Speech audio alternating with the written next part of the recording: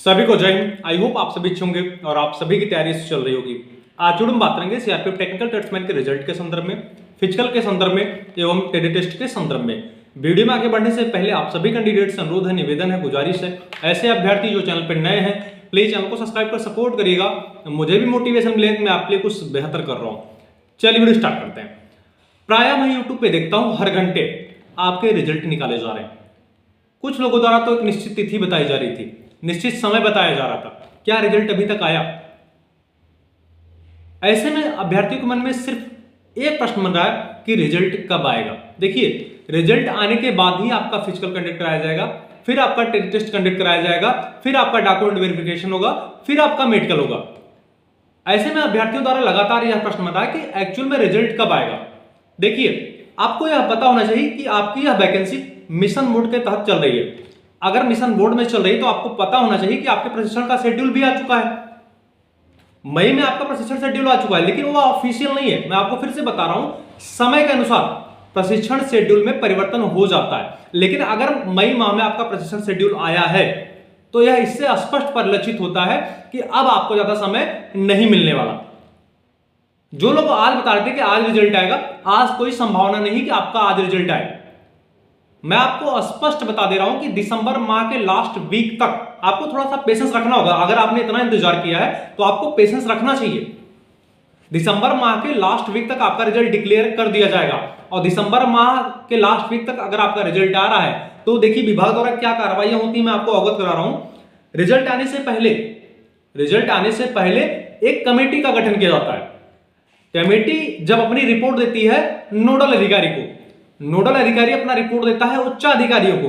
उच्चाधिकारियों द्वारा जब यह मान लिया जाता है कि हाँ हमारी एजेंसी या हमारी संस्था फिजिकल कराने के लिए तैयार है या टेस्ट कराने के लिए तैयार है, तब आपका रिजल्ट डिक्लेयर किया जाता है। अभी रिपोर्ट शायद नहीं सौंपी गई है। जैसे ही आपकी रिपोर्ट सौंपी जाती है, मैं पूरे दावे के साथ कर रहा हूं तो आपका उसी दिन या उसके अगले दिन तक आपका रिजल्ट आ जाएगा। अब प्रश्न यह बनता है कि अगर दिसंबर के लास्ट वीक तक आपका रिजल्ट आ रहा है तो हमारा फिजिकल और टेस्ट कब तक कंडक्ट कराया जाएगा। देखिए, फिजिकल के लिए मैं आपको बता दूं, अगर आप तैयारी नहीं कर रहे होंगे, कुछ ऐसे ट्रेड हैं जिसमें 1600 मीटर की रनिंग है, बाकी कुछ ऐसे ट्रेड हैं जिसमें सेम एसएससी जीडी की तरह रनिंग होने वाली है, तो बाहर होने वाले हैं। एसएससी जीडी में देख लीजिए, जब फिजिकल होता है तो लगभग 60 से 40% का रेशियो बन जाता है। और इसीलिए बार बार मैं दावे के साथ कहता हूं कि इस वैकेंसी का कट ऑफ ज्यादा नहीं जाने वाला। सिर्फ मेन कारण यही है कि इस वैकेंसी में मैक्सिमम संख्या में अभ्यर्थी फिजिकल में बाहर होंगे। और जो अभ्यर्थी फिजिकल में बाहर हो रहा है, तो मैं आपको फिर से बता रहा हूं, यह आपकी शिथिलता को परिलक्षित करेगा, क्योंकि इसका मतलब यह है कि आप अपने भविष्य को लेकर सक्रिय ही नहीं थे। अगर आपको इतना समय दिया गया तो आपको भैया फिजिकल में और टेस्ट में पूरा कमांड होना चाहिए।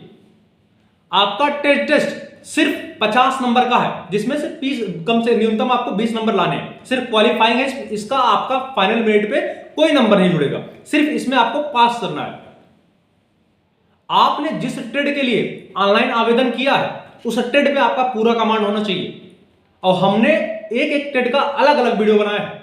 अगर किसी अभ्यर्थी को किसी ट्रेड में कोई समस्या है तो भैया आप कमेंट करके बताइएगा, मैं सभी अभ्यर्थियों के व्यक्तिगत कमेंट का जवाब दूंगा और प्रयास क्या करूंगा, अगर दोबारा डेडिकेटेड वीडियो बनाना पड़े मैं दोबारा डेडिकेटेड वीडियो बनाऊंगा और इस अपेक्षा के साथ बनाऊंगा कि आपका फाइनल सिलेक्शन हो। मेडिकल की चिंता छोड़ दीजिए।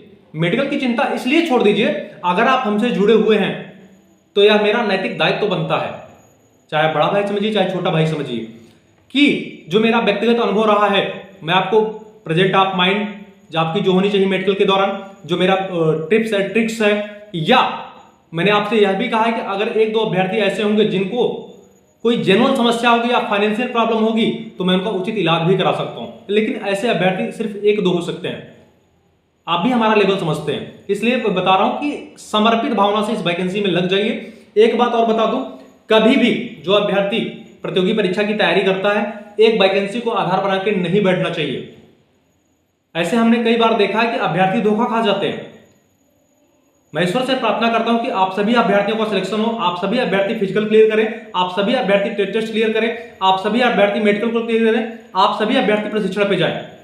लेकिन कभी कभी इनकेस ऐसा हो जाता है, मैं आपको बता दूं, इससे पहले जब बीएसएफ टेस्टमैन की वैकेंसी क्लियर हुई थी, मेरे टच में ऐसे 5 लड़के मिले जिनका नंबर भी अच्छा था, फिजिकल भी अच्छा गया, टेस्ट भी अच्छा गया, लेकिन मेडिकल से पहले उनको फिजिकली प्रॉब्लम हो गई और मेडिकल अनफिट हो गए।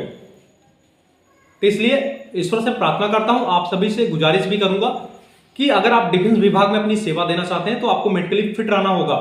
उनका मेडिकल से पहले उन अभ्यर्थियों का एक्सीडेंटल प्रॉब्लम हो गई थी, इस वजह से वो मेडिकल से बाहर हो गए थे। इसलिए ऐसी कोई गलती नहीं करनी है जिससे आपको निकट भविष्य में कोई समस्या हो।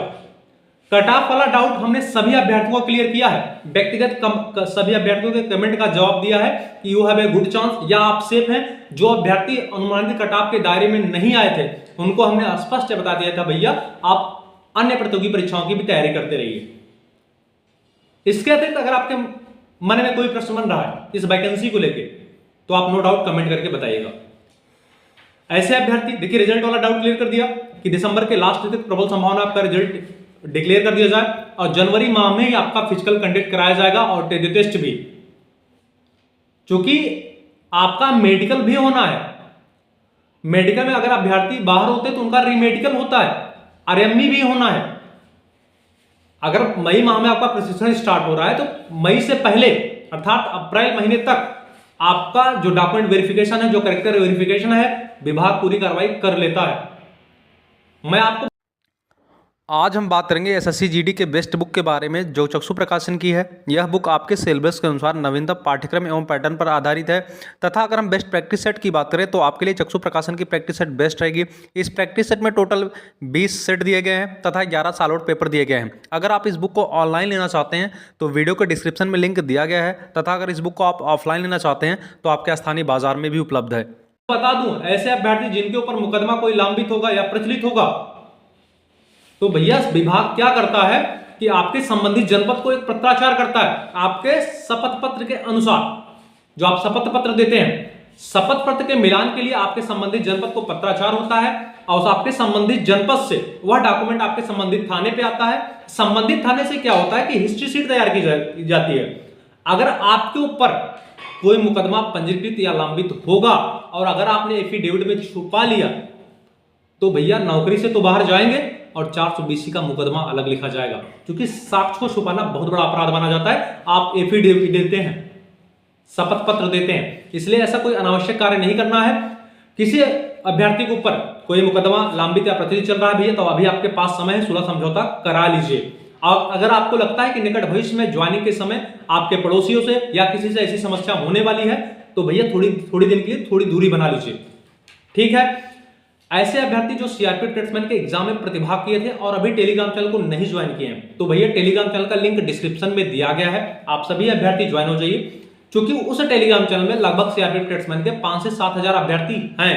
अगर आपको वहां से ज्वाइन करने में कोई प्रॉब्लम या समस्या आ रही है तो टेलीग्राम पे जाके सर्च करिएगा latest update by Sudhakar Dubey, आप वहां से भी टेलीग्राम चैनल को ज्वाइन कर सकते हैं। पुनः अनुरोध और निवेदन है, ऐसे अभ्यर्थी जो चैनल पे नए हैं प्लीज चैनल को सब्सक्राइब करिएगा और वीडियो को अधिक से अधिक शेयर करिएगा जिससे सीआरपीएफ ट्रेड्समैन के सारे कैंडिडेट एक प्लेटफॉर्म पे जुड़े रहें। तब तक के लिए जय हिंद।